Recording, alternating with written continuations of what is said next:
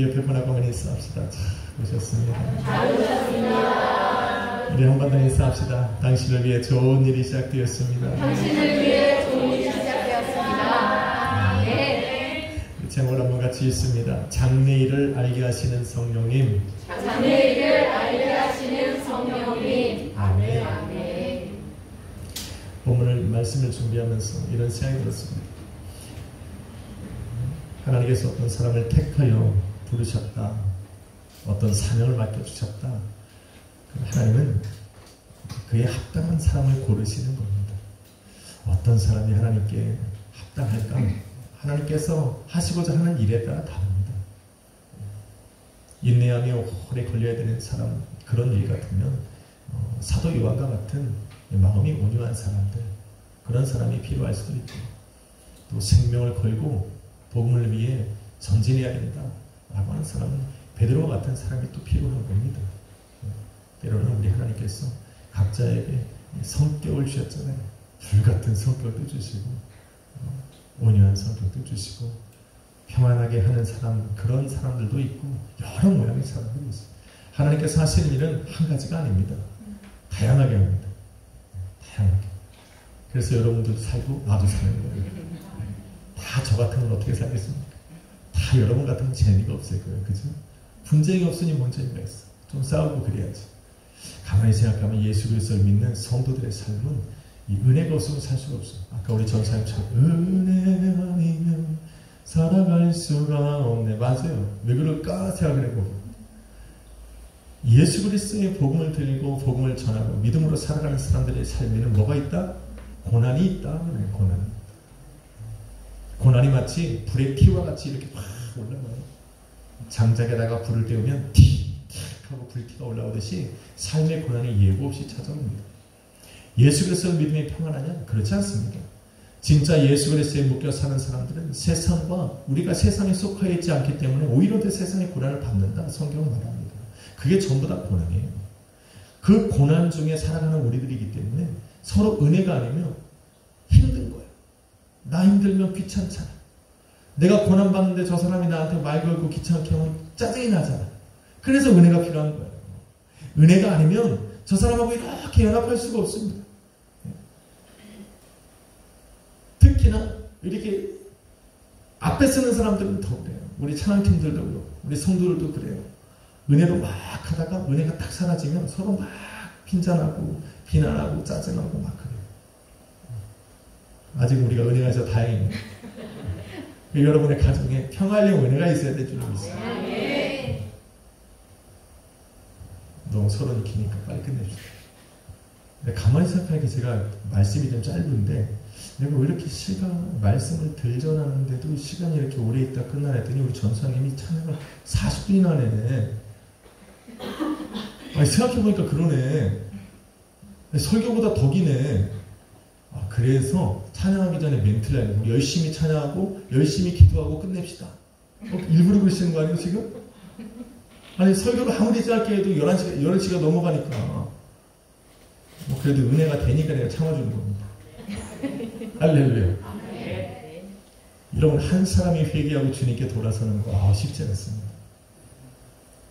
내가 설령 어떠한 큰 기회를 잡아서 예수 그리스도로 돌아갔다 해도 믿음 안에서 살아가는 것은 절대 쉽지 않습니다. 그런데 오늘 본문을 보니까 이 사울이라고 하는 이 사람, 바울인데 아직 변화되기 전에는 이름이 사울입니다. 이 사울이라고 하는 사람은 자기의 삶에 일어난 이 한 번의 일로 인해서 예수 그리스도를 돌아서고 또 믿음 안에서 살아가는 완전히 변화된 삶을 살아갑니다. 참 신기합니다. 사울이 체험한 이 오늘 본문의 사건이 사도행전 9장의 이 사건이 평범하지 않다는 것을 감안하더라도 어떻게 한 번에 일어난 그 사건을 통해서 인생 전체가 바뀔 수 있을까? 자신의 생명을 걸고 가로막고 미워하고 방해하고 정말로 없어져야 된다고 생각했던 그 복음을 위해 어떻게 자기의 인생을 충성되이 바칠 수가 있을까? 이 한 번의 사건으로 놀라운 일입니다.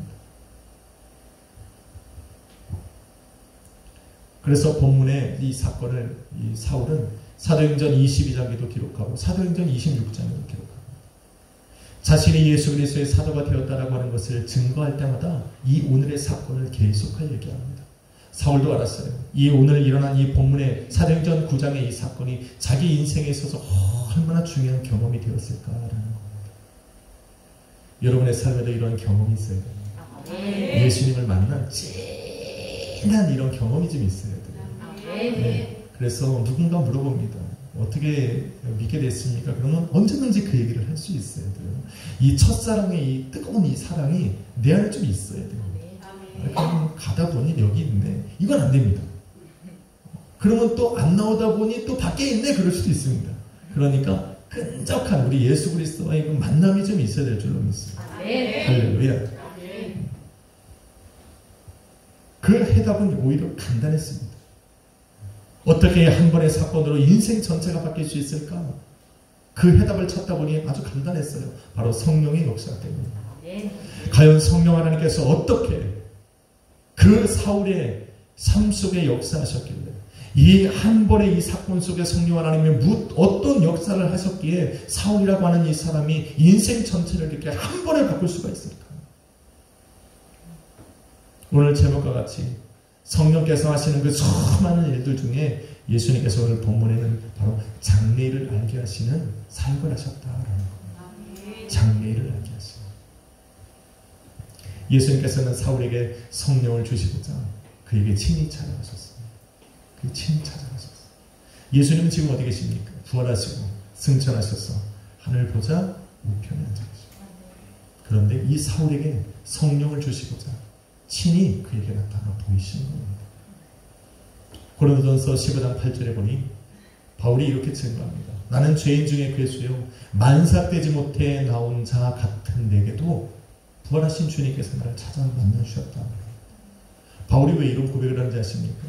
예수님께서 나를 찾아올 이유가 요만큼도 없다는 거예요. 나는 죄인 중에 괴수요 나는 의인이 아니었다는 겁니다. 예수님께서 나를 찾아와 만나주셔야 할 이유가 요만큼도 없다는 거예요. 능력도 없다는 거예요. 권세도 없다는 거예요. 보잘것도 없다는 거예요. 만삭되지 못한 자. 오늘 시은이가 왔어요. 사진 보니까 요만해. 얼굴이 요만해. 제 얼굴하고 앞에는 이만해. 그래서 이거 띄어서 있어요. 이렇게. 아니 온전하게 나온 아기도 그렇게 조그만데 만삭되지 못한 나온 그 아기가 어떻게 했냐는 거예요. 사울은 자신을 지금 그렇게 비유하고 있는 거예요. 예수님께서 나를 찾아오실 만한 이유가 요만큼도 없는 나였는데 예수님이 찾아오셨다는 거예요. 은혜라는 얘기예요. 할렐루야. 아, 예수님이 날 당연히 부를만하지. 이런 거 쓰실만하지. 아직 덜 되는 거예요. 덜 되는 거예요. 야, 어떻게 예수님은 나를 찾아오셨을까? 이 수많은 인구들 중에 예수님은 어떻게 나를 발견하셨을까? 나를 어떻게 잊지 않고 내가 찾아오셨을까라는 것이 내가 은혜가 돼야 됩니다. 이게 은혜의 시작이에요. 아멘. 그런데 사도행전 26장 19절에 사도 바울이 이렇게 이야기합니다. 내게 나타나신 주님은 하늘에서 보이신 것이라. 하늘에서 보이신 것이라.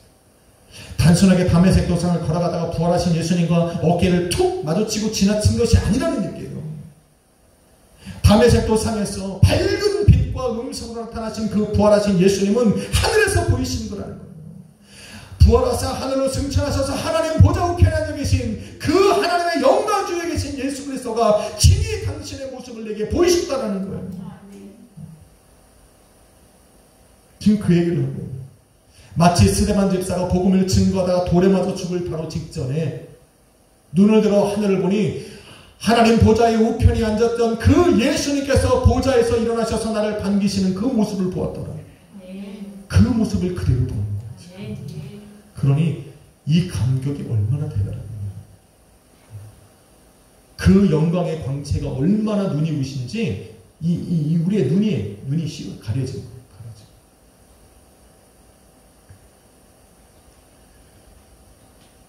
그 주님께서 자신의 이름을 친히 부르셨고 당신이 부활하신 예수님이라고 친히 증거하신 거예요. 그냥 부인할 수가 없는 거예요. 그 예수님의 그 부르심 앞에 거부할 능력이 없는 거예요. 예수님이 우리를 부르시면 이걸 성경 신학적인 용어로 유효적 부르심이라는 거예요. 거부할 수 없는 부르심. 그 예수님이 나를 찾아와 부르시고 내 마음을 놓고 하실 때 나는 이 문을 열지 않을 수 없다. 거부할 수 없는 부르심. 사도 바울이 지금 체험한 그 예수는 바로 이 유효적인 부르심으로 다가오신 거예요. 사울은 부활하신 주님의 임재와 부르심 앞에 회심하기 시작합니다. 사흘 동안 깊음 중에 들어가서 그 흑암 중에 먹지도 마시지도 않은 채 금식하며 기도하고 있는 거예요. 그리고는 예수 그리스도를 믿게 됩니다. 예수 그리스도를 믿으면 우리 안에 누가 찾아와 구하신다? 성령이요. 용구나 누가 찾아와 구하신다? 손톱을 먹으면 누가 구하신다? 손톱이 구하시다. 내가 예수 그리스도를 믿으면 내 안에 성령이 찾아와 구하신다. 그냥 1 더하기 2를 2하고 똑같은 거예요. 내가 예수 그리스도를 믿으면 내가 알든 인식하지 못하던 내 안에 찾아와 구하시는 분이 누구다? 성령. 그래서 우리 안에는 성령이 계십니다. 그리고 성령을 선물로 받습니다. 사울에게 임한 성령은 드디어 그의 삶에 역사하기 시작합니다. 어떤 역사냐? 바로 사울에게 행하신 그 사역은 장래일을 알게 하십니다. 예수님께서 다메섹에 살아가던 그 아나니아를 이렇게 부릅니다. 아나니아야, 너는 저 다소에 있는 그 다메섹 거기서 기도하고 있는 그 사울이라고 하는 사람에게로 가라. 여러분, 예수님이 요한복음 16장 13절에 진리의 성령이 오시면 그가 너희를 진리 가운데 인도하실 것이요 장래일을 알게 하실 것이라고 해요. 성령 하나님의 사역 중에 또 하나의 사역은 뭐냐면 장래일을 알게 하십니다.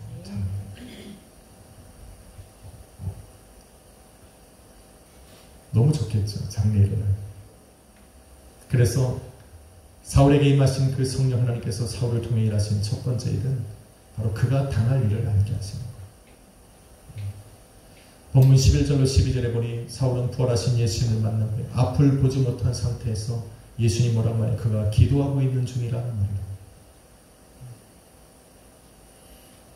기도하고 있는 그 사울이 기도하는 중에 보니 뭡니까? 아나니아라고 하는 사람이 자기에게로 와서 자기에게 안수하니 자기 눈이 띄어지는 것을 보게 된 거예요.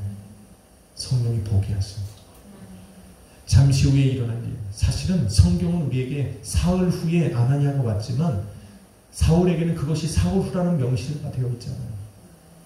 언젠가는 아나니아라는 사람이 자신에게 와서 안수함에 자신 눈이 벗겨진다는 것은 보게 하셨어요.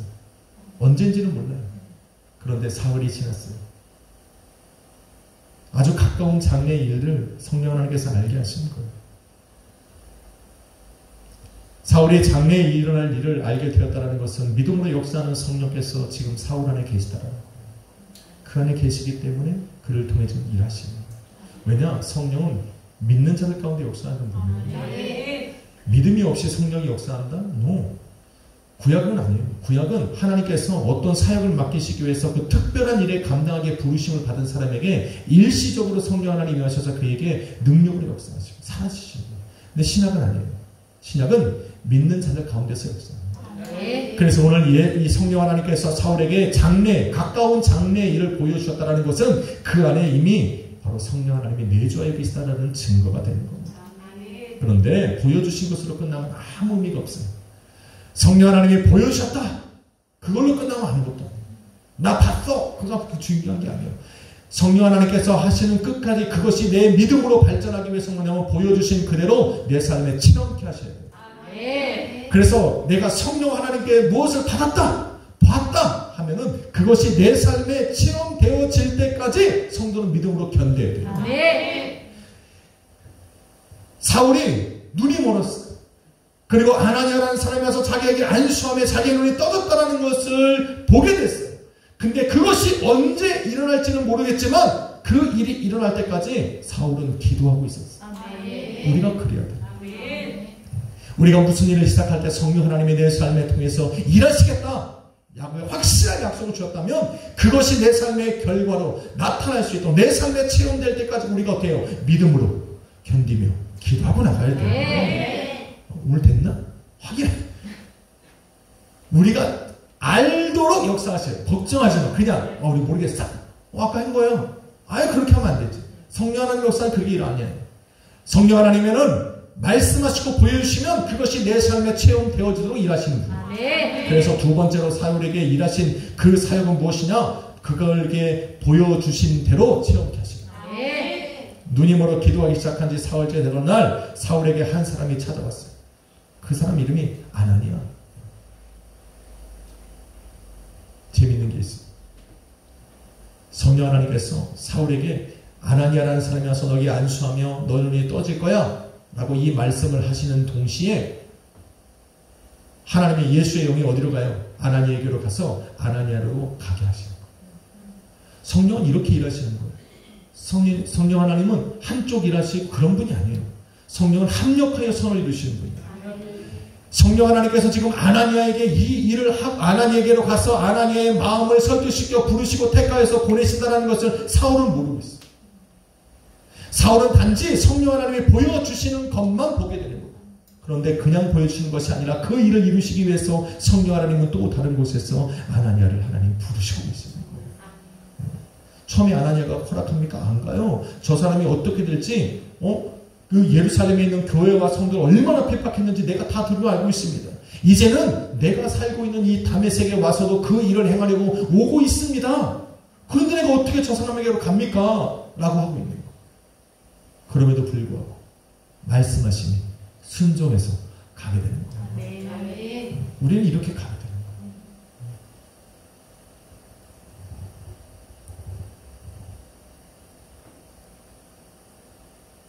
본문 17절에 보니 아나니아가 떠나 그 집에 들어가서 그에게 안수하여 이르되 형제 사울아 그러나 조금 전까지 자기를 죽이는 살인자요 박해하는 자요 멀리하고 싶은 사람이었는데 사울에게 가서 형제 사울아 그렇게 내가 오는 길에 만났던 예수가 나를 보내어 너에게 안수하여 너의 눈을 뜨게 하기를 원하고 성령 충만을 받게 하시기를 원하노라. 여러분 예수가 사울이 오는 도중에 예수님을 만났다라는 것은 아무도 모릅니다. 다메섹으로 사울과 함께 다메섹으로 가던 일행이 있었는데 그들은 빛은 보는데 예수님을 보지 못했어요. 그 음성을 듣는데 그 음성이 어떤 음성인지 몰랐어요. 그런데 오직 사울만 알고 있는 이 일을 아나니아가 와서 그대로 이야기하는 거예요. 그러니 아멘으로 순종할 수밖에 없어요.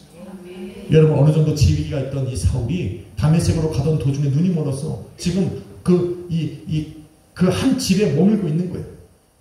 얼마나 많은 사람이 그에게 찾아왔겠냐는 거예요. 병문안 안 왔겠어요? 너 왜 그러냐? 물어보지 않았겠어요?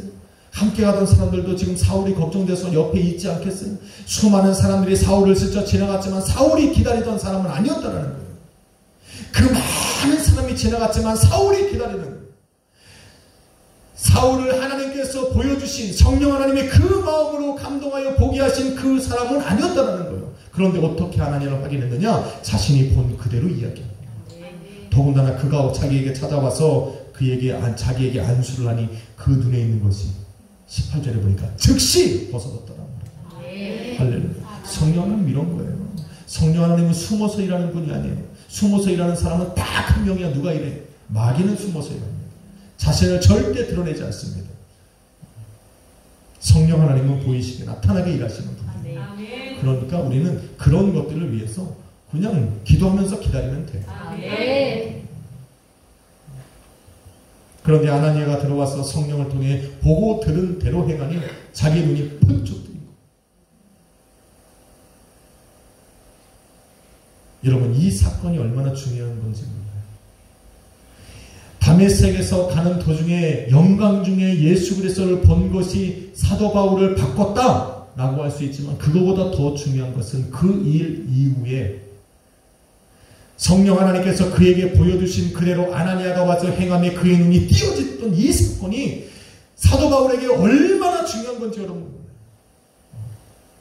한 번도 바라보지 못하고 들어보지도 못한 그 아나니아라는 사람이 자신에게 와서 안수하며 너의 눈이 띄어질 거라는 것을 성령 하나님이 보여주셨는데 아나니아가 정말로 와서 자신에게 안수하며 자기의 눈이 즉시로 벗겨졌을 바로 그것이 바로 앞으로 사도 바울이 성령 하나님의 음성을 듣고 그 음성을 따라서 행할 때에 그것이 이루어질 것이라고 하는 확신의 증거가 된 거예요.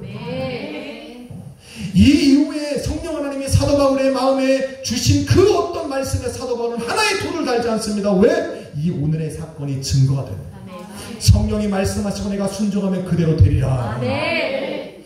이것이 사도 바울의 모처럼 바뀌었어요. 확 바뀌었어요. 이 이후의 사도 바울의 사역 속에서 성령 하나님의 음성을 듣고, 성령은 그냥 말하는 것이 아니에요. 자의로 말하지 아니하시고 어떻게 말합니까? 들은 대로 말씀하십니다. 예수님께서 성령 하나님을 통해서 사울에게 알려하신 그 말씀 그대로 한 번도 어기지 않고 사도 바울은 순종하며 나아갑니다. 왜 순종합니까? 순종할 때 역사가 나타나는 것을 체험했기 때문에. 여러분, 우리에게도 그것이 필요해요. 예수님께서 내게 말씀하시면 그것이 어떠한 사역이든 상관하지 않습니다. 그 사역의 말씀에 순종할 때 그것이 내 삶의 열매로 나타나는 것은 확신을 가져야만 돼요. 말씀하신 그대로 이루시는 분입니다. 이 확신이 지금 사도 바울에게 들어온 거예요.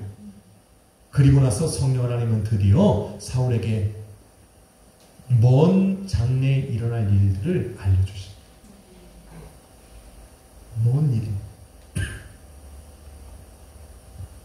바울은 이날에 들은 음성을 사도행전 22장에 기록했어요. 하나님이 너를 택하여 너로 하여금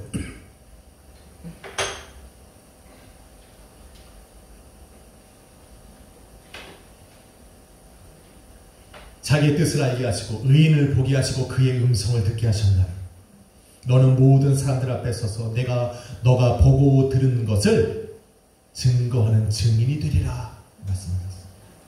이 음성을 들었다는 거예요. 또 사도행전 26장에도 동일하게 기록을 합니다. 내가 예수 그리스도의 종과 증인이 되어서 이스라엘과 이방인들과 또 임금들 앞에 서서 그들의 눈을 뜨게 하고 어둠에서 빛으로 사탄의 권세에서 하나님에게로 죄사함과 나를 믿어 거룩하게 된 무리 가운데 너는 기업을 얻게 할 것이다. 이 말씀을 들은 거예요. 그리고 사실은 기록되어 있지는 않지만 이가 사도 바울이 그 말씀을 만난 체험 후에 어디로 갑니까? 광야로 나가서 그곳에서 지내면서 성령 하나님께 그가 걸어가야 되는 길들을 다 보게 되는 거예요. 그런데 이 성령 하나님께서 알려주지 않은 것이 하나 있어요. 뭐냐? 쉽다고는 말 안 했어요. 이게 중요한 거예요. 쉽다고는 말 안 했어요. 사도행전 26장과 22장에 기록된 대로라면 이것이 얼마나 값진 일입니까? 여러분, 예수 그리스도를 믿고 예수 그리스도의 증인된 삶을 살아가는데 이런 기적 같은 일들이 나의 삶에 일어난다면 누가 싫어합니까? 저 같아도 저요! 하겠죠. 하는 대로 기적이 일어나고 하는 대로 역사가 일어나고 얼마나 많은 사람들이 좋아하고 사랑하는 것을 내 눈으로 바라봅니까? 이 일을 마다할 사람이 어디 있겠냐라는 거예요. 그런데 쉬운 일이 아니었어요. 사도행전 9장 16절에 보니 이것은 예수 그리스도의 이름을 위한 고난을 받는 것이라. 고난을 받는 거예요. 그냥 딱 그 글만 보면 고난이라고 여겨지지가 않는데 예수님이 뭐라고 하냐면 그가 나를 위하여 고난을 받는 일을 할 것이라. 여러분, 사도 바울의 인생을 조금 살아간 삶을 아는 사람, 성경에 기록된 사도 바울의 일대기를 아는 사람은 이 고난에 참여한다는 것이, 고난을 받는다는 것이 무슨 의미라는 것을 너무나 잘 압니다. 여러분 모릅니까? 그래서 준비했어요. 고린도서 11장 23절로 27절에 보면 사도 바울이 예수 그리스도를 위하여 고난받는 삶을 쫙 열거합니다. 어떤 사람들이 그래요. 나는 예수를 위해서 이렇게 열심을 냈다 그랬더니 이 사도 바울이 뭐라는지 아십니까? 가만히 듣다가 이 어리석은 자들, 나도 너희보다 더 수고를 넘치도록 하고 옥에 갇히기도 더 많이 하고 매도 수없이 맞고 여러 번 죽을 뻔했다. 유대인들이 40이 하나 감한 매를 3번이나 때렸고, 아니 5번이나 맞아. 39대를 5번이나 맞아. 3번이나 태장에 맞고, 여러분 태장이 뭐냐면 예수님께서 십자가를 못 박혀 죽으시기 전에 맞은 그것을 태장이라고 해요. 태장은 뭐냐면 갈고리에 쇠 끝에 이 쇠갈고리가 닫혀있어 살점을 이렇게 잡아내는 걸 태장이라고 해요. 한 번 돌로 맞고 3번 파손했는데 일주일을 기품이 위에서 지냈고 여러 번 여행을 다니면서 강의 위험과 강도 위험과 동족의 위험과 이방인의 위험과 시내의 위험과 광야의 위험과 바다의 위험과 거짓 형제 중의 위험을 당하고 또 수고하고 애쓰니 여러 번 자지 못하고 줄이고 목마르고 여러 번 굶고 죽고 헐벗었더라. 아니 이걸 누가 하겠냐고 이걸. 여러분 목사 안식을 제가 성령 하나님의 이 큰 능력받아 주여 내가 앞으로 평생 주님을 위해 살겠습니다. 그러고 나서 방언을 받고 나서 이렇게 고백을 했지 내가 이걸 못 읽은 거지. 이걸 읽었으면 좀 고민 좀 해봤을 텐데 은혜가 확 오니까 어떻게 돼요? 그냥 주를 위해 살겠습니다. 그리고 일단 도장 찍었어. 서원했어. 끝난 거야. 그리고 성경을 읽다 보니 주의 고난에 동참하는 건 쉽지가 않더라고. 쉽지가 않아요. 심지어 성경에 보니까 사도 바울이 가는 길 속에 얼마나 고난이 심한지 성령으로 성경 그대로 말하면 성령에 충만된 사람들이 성령에 감동되어 사도 바울에게 그 사도 바울의 이 띠에 띄어있던 그 띠를 끌어다가 자기의 손을 묶고 사도 바울에게 뭐라고 말합니까? 당신은 그 길로 가지 마십시오. 거기에 가면 당신도 이와 같이 묶임을 당하고 고난을 당할 겁니다. 심지어 얘기합니다. 그럼 어떻게 돼요? 가야 돼요? 안 가야 돼요? 안 가는 게 맞는데 고난받는데 왜 갑니까? 그런데 사도 바울이 뭐라고 말하면 그냥 가는 거예요. 멈추진 않습니다. 빨리 하고 자기 길 갑니다. 도대체 왜 간다는 거예요? 왜? 그 고난을 하나님이 성령 하나님의 감동된 사람들이 알려줬으면 안 가도 되는데 사도 바울은 굳이 그 길을 마다하지 않고 갑니다. 왜? 자신이 그 길을 멈추면 안 된다는 것을 알고 있기 때문에 그 길을 멈추면 안 된다는 걸 너무 잘 알고 있습니다. 바울은 예수님께서 말씀하신 이스라엘과 이방인과 임금들의 눈을 뜨게 한다라는 것이 무슨 의미인지를 너무나 잘 알고 있어요. 왜? 예수님을 만났을 때 자기가 눈이 멀어 있었거든. 그들의 눈을 뜬다라는 것은 바로 이 육신에 감겨있던 장님의 눈을 뜬다는 것이 아니라 그들의 영혼의 눈을 떠야 된다는 의미인지를 너무나도 잘 알고 있는 거예요. 예수님께서 자신에게 맡겨준 사탄에게서 뭡니까? 생명으로 옮기는 거예요. 사탄의 권세에서 하나님께로 옮겨져야 하는 사람들, 죄사함을 받아야 되는 사람들, 그 사람들이 자신을 기다리고 있기 때문에 그들의 눈을 뜨지 않으면 그들은 여전히 어둠 속에서 사단의 권세 안에 묶여서 하나님의 심판과 저주와 멸망의 길을 걸어가고 있을 것이 너무나도 뻔하기 때문에 그 사도 바울은 가지 않을 수가 없는 거예요. 내가 가지 않으면 그들의 눈을 띄게 할 사람이 없다는 것을 너무나도 잘 알기 때문에 사도 바울은 그냥 간 거예요. 할렐루야. 이게 성령 충만함을 받은 예수 그리스도의 부르심을 받고 그 사명을 받아서 성령 하나님의 인도함을 받는 사람들이 가져야 될 그 마음이에요. 그 가는 길이 험하고 멀고 또 힘들어도 성령 하나님이 내 마음을 감동해서 걸어가신 그 길을 내가 걸어가야 하는 것은 뭐냐면 내가 가야만 한다는 것을 너무나도 잘 알기 때문에 또 내가 가면 그 일이 일어날 것이라는 것을 확신하고 있기 때문에 사도 바울은 그냥 가는 거예요. 성령으로 그들의 영의 눈에 띄지 아니하면 멸망받을 길로 그들이 걸어가는 걸 너무나도 잘 알고 있기 때문에 그는 가고 있는 거예요. 사도 바울이 그 길을 걸어갔기 때문에 혜택받은 사람이 누구예요? 왜 모른 채 우리지. 아니 우리는 이방인 아니요? 여러분 유대인이요? 유대인으로 태어나신 분 계세요? 나는 부모가 유대인이야? 그런 거 아니에요. 우리 이방인이요. 사도 바울이 그 길을 걸어 고난을 당하고 죽을 고비를 수도 없이 넘기고 매를 맞고 뭐 굶주리고 목마르고 다 그걸 했어요.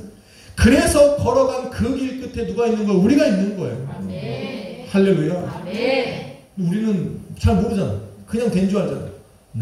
이거 어느 날 보니까 내가 크리스찬이 돼 있어. 아니 그거 아니에요. 우리가 크리스찬이 되게 하기 위해서 자신의 생명을 내어준 수많은 순교자들의 피가 우리 가운데 있는 거예요. 아멘.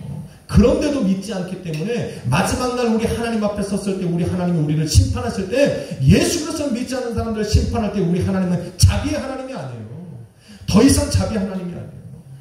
수많은 사람들이 먼저 하나님께 들림받아서 먼저 순교의 피를 흘렸던 사람들이 예수님에게 항소합니다. 뭐라고 항소합니까? 언제까지 기다리게 합니까? 언제까지 기다리게 합니까? 근데 예수님이 뭐라고 해요? 기다리라고 하죠. 한 사람의 남은 영혼이 내게로 돌아올 때까지 기다리고 싶다는 거예요. 그리고 나서 마지막 날 우리가 심판대 앞에 섰으면 그 수많은 피들이 우리에게 항소할 때에 뭡니까? 그럼에도 불구하고 믿지 않았던 그 사람들에게 우리 하나님은 자비라는 건 요만큼도 없습니다.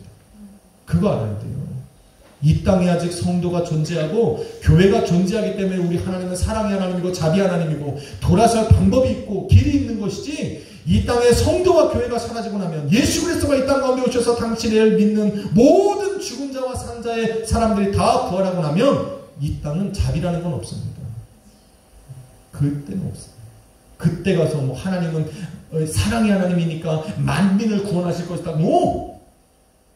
예수 그리스도가 이 땅에 오시기 전까지는 우리 하나님은 자비로 우리를 인내로 기다려주시는 거지. 그 위에는 없어요. 그러니까 멈출 수가 없는 거예요. 사랑하는 성도 여러분, 내일 일을 알 수 있는 사람이 없어요. 오늘 잘 되다가도 안 되는 일이 있고, 오늘 안 되다가도 내일 갑자기 잘 되는 경우가 있어요. 그런데 장래일을 내게 알게 해주시는 분이 계시다. 그 사람의 길이 얼마나 평안했어요.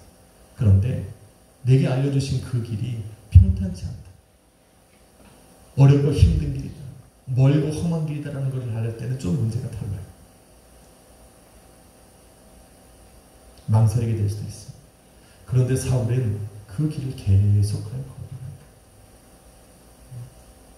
왜 그럴까?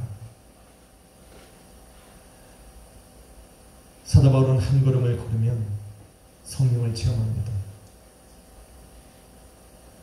내게 알려주신 그 일을 행함으로 그 행한 그 일에 성령 하나님의 열매를 봅니다.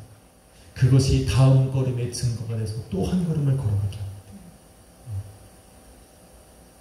이런 성령 하나님의 역사가 그의 발걸음을 한 걸음씩 인도해가기 시작합니다. 바로 이것입니다. 성도에게는 이런 은혜가 있습니다. 예수 그리스도를 믿는 믿음의 삶이 쉽다라고 얘기한 적 한 번도 없습니다. 그런데 성도들은 그 길을 멈추지 않아요. 왜 멈추지 않습니까? 하루하루 걸어갑니다. 힘들고 어려운 순간, 그때마다 나를 통해 보여주시는 성령 하나님의 역사가 있기 때문에 그래요. 그래서 기독교는 체험의 종교라고 합니다. 정말 더 이상 걸어갈 수 없는 나에게 또 한 걸음을 나아가게 하시는 분이 성령입니다. 사도 바울이 그렇게 한 걸음 한 걸음을 걸어서 예수님께서 자신에게 맡겨주셨던 그 모든 사역을 마치는 그 자리에까지 이르게 됩니다. 그리고 이런 고백을 드리죠. 내가 선한 싸움을 싸우고 달려갈 길을 마치고 믿음을 지켰으니 이제후로는 나를 위하여 예비된 의의 면류관이 예비되었으므로 주께서 내게 주시리라. 나뿐 아니라 주의 다시 오심을 기다리는 모든 성도에게니라. 그렇게 한 걸음 한 걸음 성령을 따라 걷다 보니 내게 맡겨주신 그 사명의 끝자락에 이르게 되더라. 성도의 삶이 다르겠습니까? 아니요, 그렇지 않습니다. 하루하루 살아가는 것이 누가 쉽다고 얘기합니까? 때로는 행복할 수도 있고 고난의 길을 걸어갈 때도 있지만 한순간 한순간 나로 또 한 걸음을 걸어가게 하시고, 오늘 내가 걸어갈 수 있는 이 마지막 걸음을 뛰었다라고 생각했는데 나로 하여금 또 한 걸음을 걸어가게 하시는 성령 하나님이 오늘 우리와 함께 동행하시는 거예요. 그 소리는 또 한 걸음 걸어갈 수 있습니다. 우리에게는 우리의 사명이 끝날 때까지 우리는 멈추지 않습니다.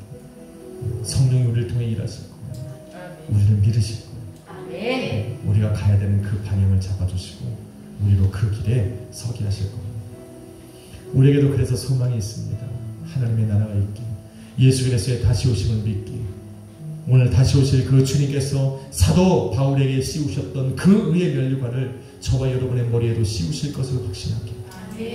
사도 바울이 그것을 먼저 보고 이 말씀 속에 기록해 놓았으니 우리는 그것을 위하여, 그것이 우리의 소망이 되어 오늘도 한 걸음을 뛰어가는 겁니다. 할렐루야. 성령이 인도하실 겁니다. 너무 힘들고 오늘의 마지막 걸음이라 단정 짓지 마십시오. 내일을 또 성령 하나님이 여러분의 등을 밀고 여러분을 끌어당겨 또 한 걸음을 걸어가게 하시라고 했습니다. 그때까지 우리는 기도하며 성령을 의지하며 믿음으로 걸어가시길 예수 그리스도의 이름으로 축원합니다.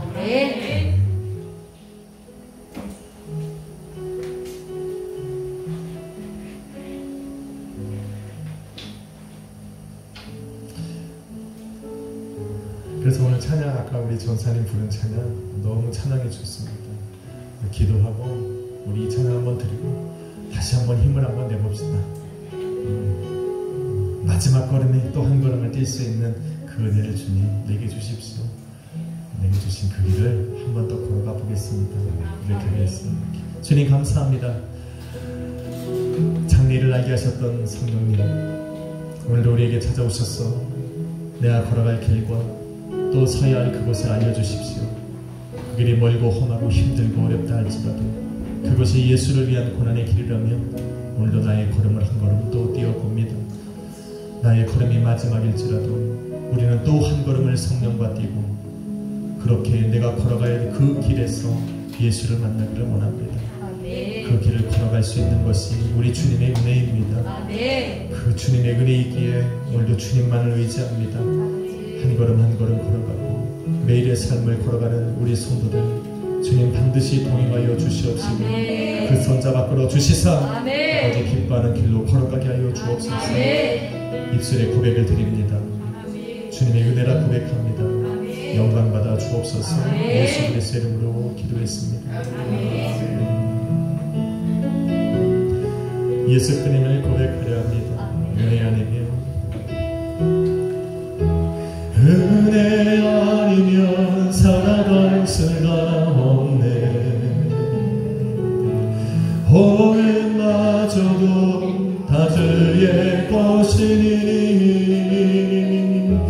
세상 평안과 위로 내게 없어도 예수 오직 예수뿐이네. 은혜 아니면 살아갈 수가 없네. 은혜 아니면 살아갈 수가 없네. 호흡마저도 다 주의 것이니 세상 평안과 위로 내게 없어도 예수 오직 예수뿐이네. 그 신계획 다 볼 수도 없고 작은 고난에 지쳐도 주께 맡긴 나의 모든 삶 버티고 견디게 하시네. 은혜 아니면 살아갈 수가 없네. 오늘마저도 다 주의 것이니